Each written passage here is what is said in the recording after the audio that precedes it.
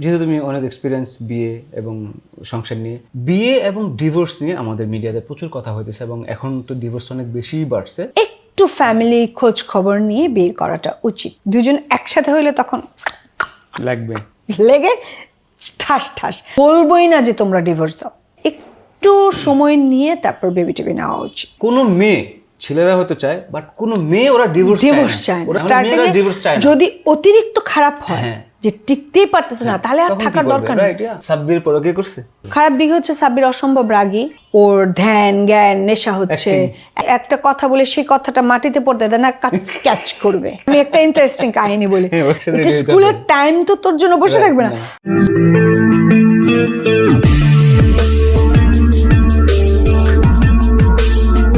Syndicate face করছো নাটকে আমাদের মিডিয়াতে? যে সিন্ডিকেট ছিল, শুরুতেও ছিল, এখন অনেক বেশি, বিশেষ করে ওটিটির কাজগুলো তো সব সিন্ডিকেট। আমরা কাজ পাবো কোথায়? আমি ওই ব্যাটে বলে মিলছে না দেখে করা হচ্ছে না। যেটা বলছিল যে হয় গার্লফ্রেন্ড হইতে হবে, না হলে বউ হইতে হবে। গার্লফ্রেন্ড হইলেই কাজ পাবে, গার্লফ্রেন্ড না হলে কাজ পাবে না, তাও না। সুমাইয়া শিমু, আমাদের একটা এজে এসছি আমরা, এজ নিয়ে কেউ কোনো গল্প লিখে না। আমাকে একটা ক্যারেক্টার ডাকলো গতানুগতিক ভাবি, আমি তো করবো না। আমি যদি কাজ করে আরামই না পাই, আমি কেন কাজ করব? শুধু টাকার জন্য তো আমি কাজ করব না। 1 ঘন্টা নাটক করলে ইয়াং 2টা ছেলে মেয়ে নেয় নায়ক নায়িকা, তারপরে মাটা এগুলো একটা কোনো রকম হইলেই হইলো। আফরান নিশো আর সাবিলা নূর ছিল। ডিরেক্টর আসলে ওরকম ইম্পর্টেন্ট কিছু না, আর্টিস্ট ডিরেক্টরকে কন্ট্রোল করে। আমি চুমকি কিভাবে কাজ করব? ভালগার কিছু যদি আমাকে করতে বলে, আমি পারবো না। তোমার পার্সোনাল কিছু কোশ্চেন না, তোমাকে কমেন্ট চাইবো তোমার কাছ থেকে। যেহেতু তুমি অনেক এক্সপিরিয়েন্স বিয়ে এবং সংসার নিয়ে, বিয়ে এবং ডিভোর্স নিয়ে আমাদের মিডিয়াতে প্রচুর কথা হইতেছে এবং এখন তো ডিভোর্স অনেক বেশিই বাড়ছে। হ্যাঁ, তুমি কয়েকটা কথা বলো যেগুলো শুনলে হয়তো অনেকেই, মানে কেউ হয়তো ডিভোর্স দিয়ে দিয়ে ভাবতেছে, কিন্তু এই তোমার কথা শুনলে ডিভোর্স দিবে না, কয়েকটা সংসার টিকে যাবে। কি এরকম কথা তুমি বলতে পারো যদি একটু বলো? বলেই দিলাম প্রথমেই। আচ্ছা না, তারপরে আমি আরেকটা কথা বলবো। বিয়ে করার আগে প্রেমে তো পড়তেই পারি আমরা, প্রেম তো বলে কই আসলে প্রেম আসে না। যখন আমি বিয়েটা করতে যাব, তার আগে আমাদের একটু ফ্যামিলি খোঁজ খবর নিয়ে বিয়ে করাটা উচিত। যে কোন ফ্যামিলির ছেলে, কোন ফ্যামিলির মেয়ে। এটা আমি সেই কত আগে, আজকে আমার 22-23 বছর হবে নেক্সট ইয়ারে। তখনই আমি, যেহেতু সাব্বিরের ফ্যামিলি চিনি না, সাব্বিরকে চিনি না, তখনই আমি ভাবছি যে একটু ফ্যামিলিটাকে দেখে আসি। ফ্যামিলিটা মোস্ট ইম্পর্টেন্ট। গাছ ফেরে তো আর আসে না লোকটা, ফ্যামিলি লাগে। ফ্যামিলির সাথে ইনভলভ মানে লাগে, কি বলবো, মানে ফ্যামিলির সাথে অ্যাডজাস্টমেন্ট, বন্ডিং টোটালি লাগে।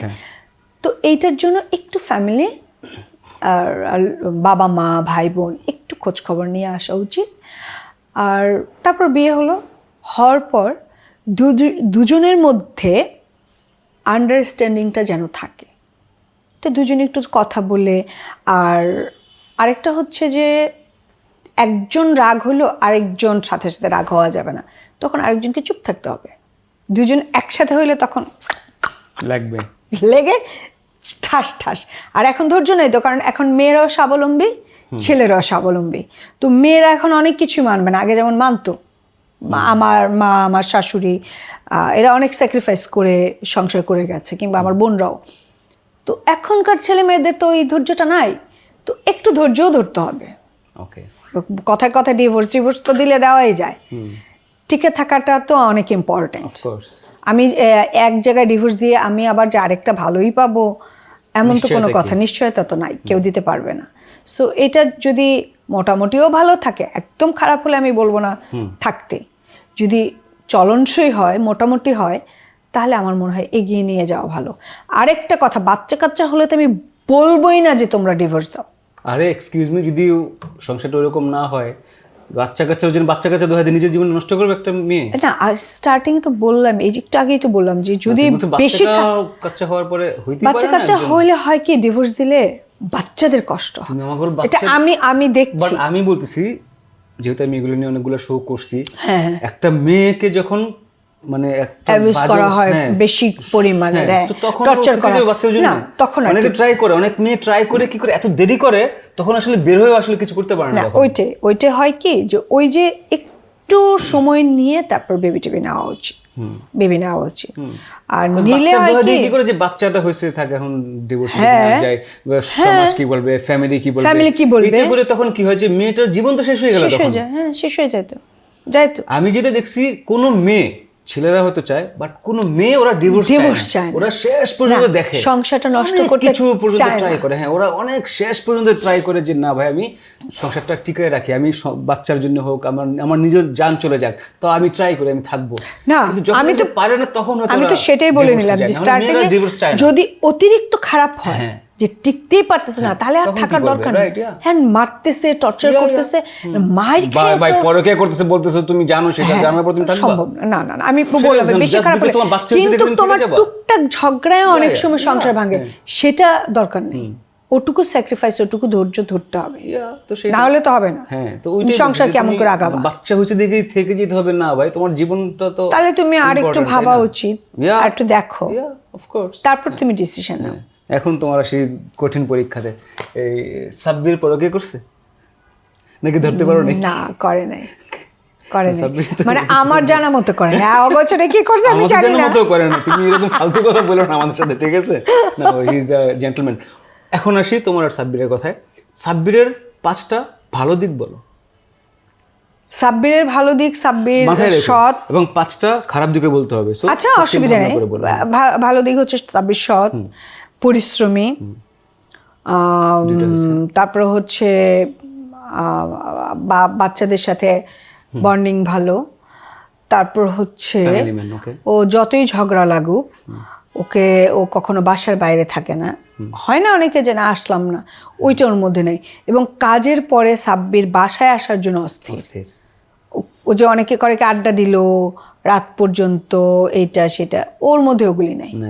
কোনো বাজে কোনো নেশা নেই, এখন 5টা খারাপ দিক বলো। খারাপ দিক হচ্ছে সাব্বির অসম্ভব রাগী, সংসারে মনোযোগী না, ওর ধ্যান জ্ঞান নেশা হচ্ছে অ্যাক্টিং, ঠিক আছে? এইটাই ওর যদি নেশা কিছু থাকে তাহলে এই অ্যাক্টিং, এর বাইরে আর ওর কোনো লেখালেখি অ্যাক্টিং। কিন্তু তারপর তো সংসারে মানুষ একটু মনোযোগ দেয়, ও একেবারেই দেয় না। তুমি আসো তো এই জন্য না, একেবারেই দেয় না। তারপর ধর আমি একটা কথা বলে সেই কথাটা মাটিতে পড়তে দেয় না, ক্যাচ করবে, তোমার কিছু হয় না। হ্যাঁ, এটা একটা প্রবলেম, রাইট? এগুলি প্রবলেম আর কি। এই শেষ, তা বাজার ঘাট করতে চায় না। আচ্ছা, ওকে, সব তোমায় করতে, সব আমার করতে হয়। নাকি বাচ্চাকে স্কুলে নিয়ে যায়? কে বললো? আমাকে কিছু বললো, ও কয়দিন নিয়ে গেছে। তারপরে কি হয়, আমি একটা ইন্টারেস্টিং কাহিনী বলি। সকালে ঘুম থেকে উঠলাম, আমি উঠে বাচ্চাকে ডাকলাম, সান্দিদ উঠো। বড়টা তো এখন নাই, বড়টা কলেজে চলে গেছে। সান্দিদ উঠো স্কুল। আচ্ছা, যে আমি আবার ফ্রেশ হয়ে রেডি হই। আচ্ছা, আবার সাব্বির তুমি উঠবা না, সান্দিদকে নিয়ে যাবে না? সান্দিদ কি রেডি হয়েছে? আরে সান্দিদ রেডি হওয়ার পর কি তুমি বের হবা না? রেডি হবা, এটা স্কুলের টাইম তো তোর জন্য বসে থাকবে না। আবার টিফিন রেডি করে, আমি কাজের মেয়েদের হাতে টিফিনটা দেই না, আমি নিজে রেডি করি। তো টিফিন রেডি করে আবার বাচ্চাকে ডাকে, আবার সাব্বিরকে ডাকে। তখন আমার মনে হয়েছে কি, আচ্ছা সাব্বিরের নেওয়ার দরকার নেই, আমি ততক্ষণে রেডি হয়ে আমি আবার বাচ্চাকে নিয়ে দিয়ে আসবো। সো এখন আর দেই না, ওই কয়েকদিন নিয়েছে সাব্বির। ওকে, তোমার মধ্যে সাব্বির কি বলে, নেগেটিভ এবং পজিটিভ যদি বলতে পারো?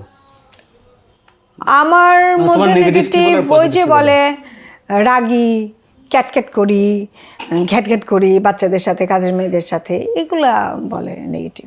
আর পজিটিভ ওটা ওই বলুক, আমি জানি না তো, বলো।